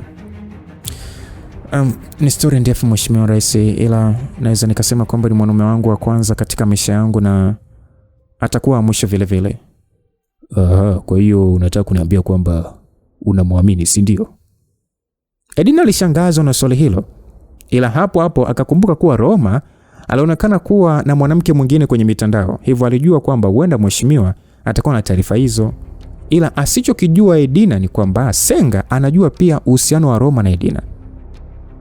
Mheshimiwa, kusema kweli kuhusu kumwamini bado, ila moyo wangu unamhitaji zaidi kwa karibu yake, alijibu hivyo Edina. Na Mheshimiwa Rais alibaki kushangaa na kujiuliza kwamba Roma ni mwanaume wa aina gani kiasi cha kuliliwa na kila mwanamke. Sasa huku upande wa Roma muda wote alikuwa akimwangalia Ashley kwa kumuibiaibia tu, na kwa Ashley alikuwa akimwangalia Roma kwa kumuibiaibia pia. Roma aliomba kuoneshwa sehemu ya maliwato na alielekezwa na mfanyakazi, na hiyo ni kama ikawa nafasi kwa Ashley, kwani na yeye pia alinyanyuka na kuelekea upande huo huo, huku Dennis sasa aliyekuwa akiongea na mama yake wasielewe kitu gani baina ya hao watu wawili. Ashley akasema kwamba naona ushakuwa mume wa mtu tayari. Ilikuwa ni sauti ambayo ilikuwa imesikika nyuma ya Roma aliyekuwa akikojoa na kumfanya sasa atoe tabasamu la kifedhuli. Unamwonaje mke wangu? Vipi, ni chombo Yaani wewe mwanamume na roho mbaya wewe. Hivi unajua ni kiasi gani mimi na Professor Clark tulivyoteseka na tunavyoendelea kuteseka juu yako? Juu ya Clark, mimi na wewe ni swala ambalo lilikoma nilivyoamua kurudi Tanzania. Na nadhani itakuwa ni jambo jema mkiendelea kuheshimu uamuzi niliochukua. Sasa hivi nimeshaoa na nitaendelea kumlinda mke wangu na kuishi maisha ya kawaida. Ramon, unajidanganya Ramon. Edina sio 17, licha wao kufanana kila kitu. Kumbuka 17 alishakufa. Ashley, nadhani unakosea sehemu moja. Hakuna sehemu yote ambayo nimesema Edina ni 17. Kwangu ule mwanamke alishakufa alivyojirusha baharini kipindi kile, na nishaacha kumfikiria katika maisha yangu. Edina ni Edina na nimeamua kuishi naye maisha ya kawaida. Okay. Clark kashapata dawa kwa kutibu Ramon ama? Aliongea Ashley, na Roma hakusimama. Alimsikia vyema tu kwa sababu mdo alivyoweza kumjibu alianza kuondoka, lakini aliongeza mwendo na kurudi alikotoka. Msikilizaji, sasa hapa tuendelee kuulizana, huyu Roma na Ashley mtoto wa rais, yani wamefahamiana vipi, na kwa nini waendelea kupiga story as if ni kama hawa watu wanajuana kitambo? Bado tunaendelea kuulizana, who is Roma? Roma ni nani? Mtu ambaye anaonekana kuwa ni hatari sana, na ni mtu ambaye inaonekana bado kuna siri nyingi hatuzifahamu kuhusu yeye, ikiwa ni pamoja na kivipi afahamiane na Ashley. Yani hawa watu ni nani? Sehemu ya 4, msikilizaji, kwa mapenzi ya Mwenyezi Mungu tutakutana kuweza kuendelea na kufahamu sasa kipi kilichoendelea hapo kwa rais, ikiwa ni pamoja na ile flash ambayo amepewa Edina. Je, ina nini ndani yake? Mdoto ulikuwa na Lucas Lumbas. God be with you till we meet again. Bye bye.